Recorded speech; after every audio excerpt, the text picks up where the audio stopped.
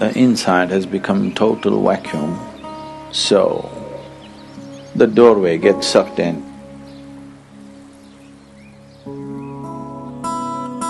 Another way of opening the third eye is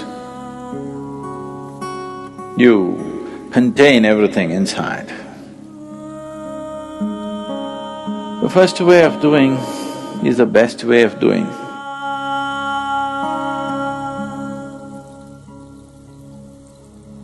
The most significant aspect of Shiva is that he opened his third eye. All the other things, he danced, he meditated, married twice, did so many things, that's not the thing. He opened his third eye. It's only for that we remember him even today. For that, even today, after thousands of years, we still bow down to him. Because there is no substitute for knowing. There is no substitute for knowing means. And there is no way to know unless your perception goes beyond your present levels of perception. Unless your ability to see is enhanced beyond its present limitations, there is no way to know.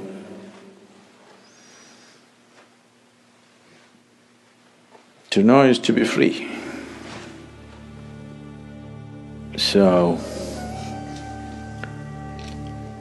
Shiva is significant for us not because he's wrecked in Himalayas,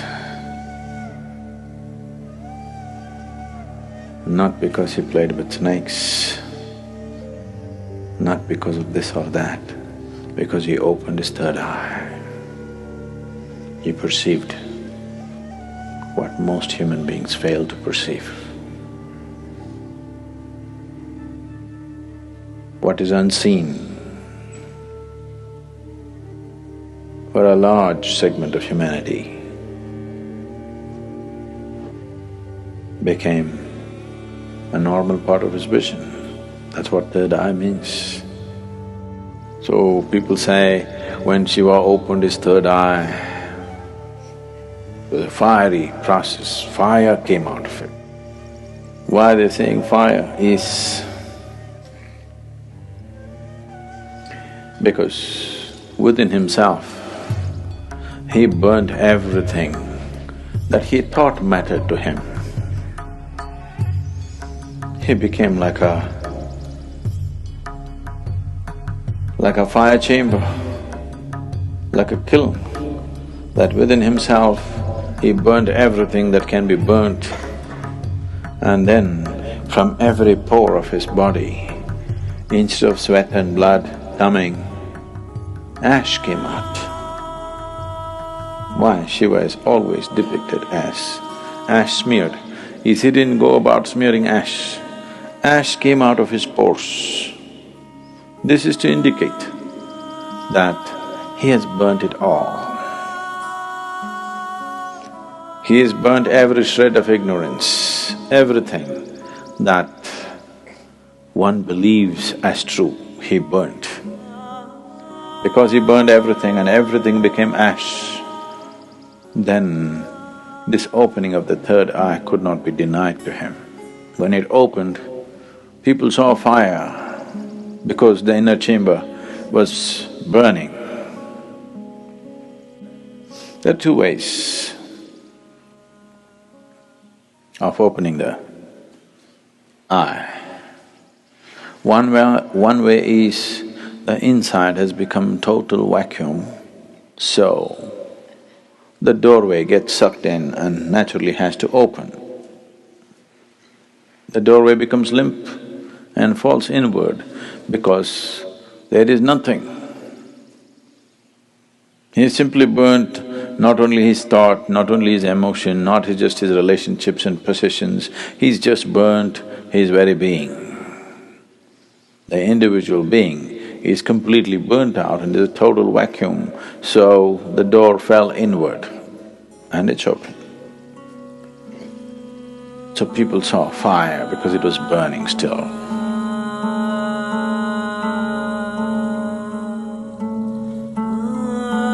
Another way of opening the third eye is you contain everything inside. Everything is contained.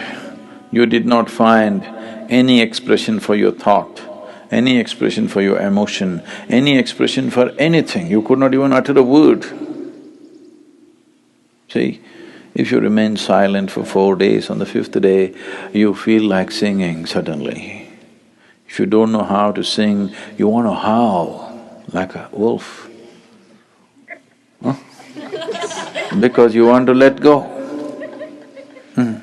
You didn't let go anything, so much pressure built up, and this door got knocked open from inside. This is another way to do it.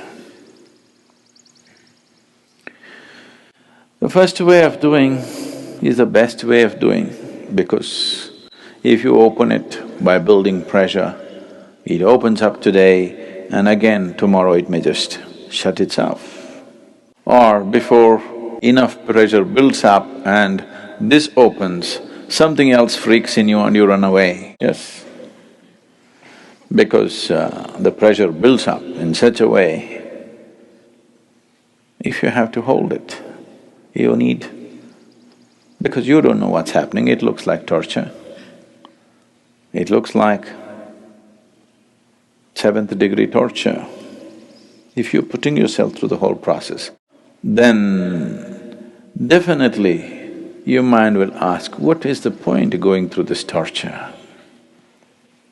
Because it's a lot of torture.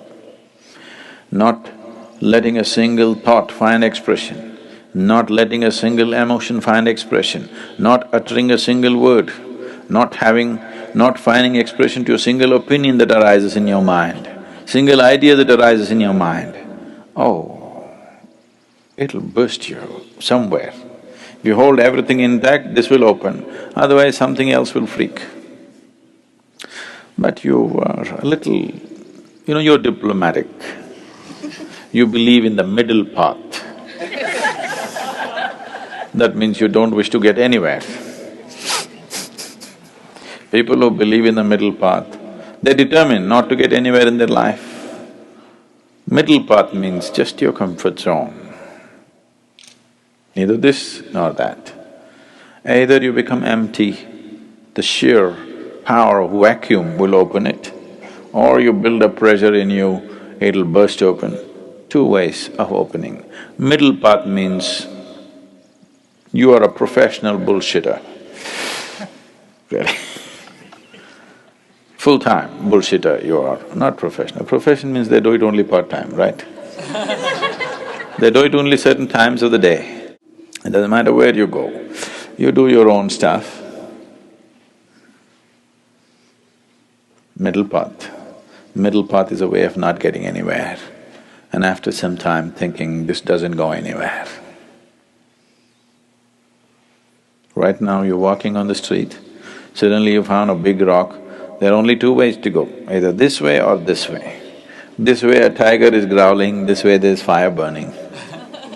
You think the best thing is middle path, that is to go into the rock. Obviously this is not going to go anywhere. This will give you good exercise for some time. If you try to go into the rock, it's a good exercise, really, it'll build a lot of good muscle if you take the middle path. It's just that you don't go anywhere.